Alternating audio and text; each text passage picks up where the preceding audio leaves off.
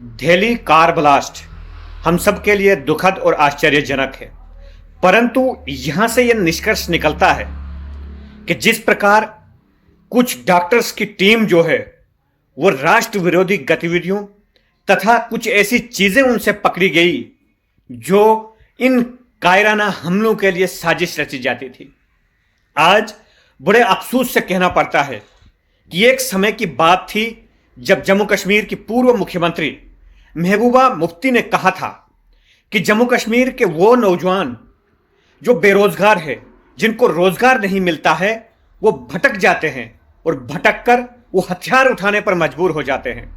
परंतु इस बात की सच्चाई आज देखने को मिलती है कि क्या वो डॉक्टर्स जो थे वो बेरोजगार थे, क्या वो भटके हुए थे। इतना पढ़ लिखने के बाद भी उनके परिवारों ने उनको पढ़ाया लिखाया, डॉक्टर बनाया, और काम उन्होंने क्या किया, राष्ट्र के विरोध में बहुत बड़े षड्यंत्र और हथियार उनके घरों में पकड़े गए। इससे यह सिद्ध होता है कि हमारे देश के अंदर जो कुछ ऐसे कट्टरपंथी सोच वाले लोग हैं, चाहे वो बेरोजगार हो, चाहे वो रोजगार हो, चाहे वो डॉक्टर हो, चाहे वो बड़े बड़े ऑफिसर हो, किसी की भी बुद्धि भ्रष्ट होकर वो देश के विरुद्ध साजिश करने में लग जाते हैं। आज इस बात का प्रमाण हम सबके सामने है कि इन डॉक्टरों ने जिस प्रकार का षड्यंत्र रचने का प्रयास किया था वो देश के लिए बहुत बड़ा खतरा बन सकता था। एक डॉक्टर जो कश्मीर का था, उसके परिवार, उसकी माता व उसकी बीवी ने कहा कि हमने अपने बेटे को पढ़ा लिखा कर गरीबी में उसकी परवरिश करके उसको पढ़ाया था।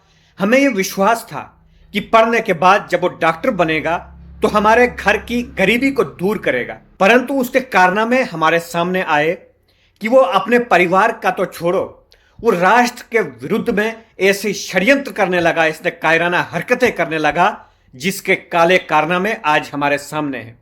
दिल्ली ब्लास्ट में जिन लोगों की हत्या हुई है वो निर्दोष लोग जो मारे गए हैं, कहीं ना कहीं ये ऐसे लोगों के कारण ही ये घटनाएं होती हैं जो देश के विरुद्ध में षड्यंत्र करते हैं और विदेशों के साथ मिलकर भारत के ऊपर साजिश करते हैं।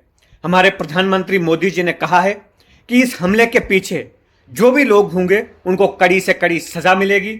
हमें विश्वास है कि प्रधानमंत्री जी ने जब भी कहा है कि ऐसे लोगों को कड़ी से कड़ी सजा देंगे, तो हमने इतिहास में देखा है कि सजा उनको मिलती रही है। आज भी हमें पूरा विश्वास है कि आने वाले समय में इन लोगों के ऊपर बहुत बड़ी कार्रवाई होगी। यही हम सब के लिए और हमारे देश के लिए भी बेहतर होगा कि ऐसे लोग जो देश के विरुद्ध षड्यंत्र करते हैं उनको उनके किए की सजा मिलनी चाहिए।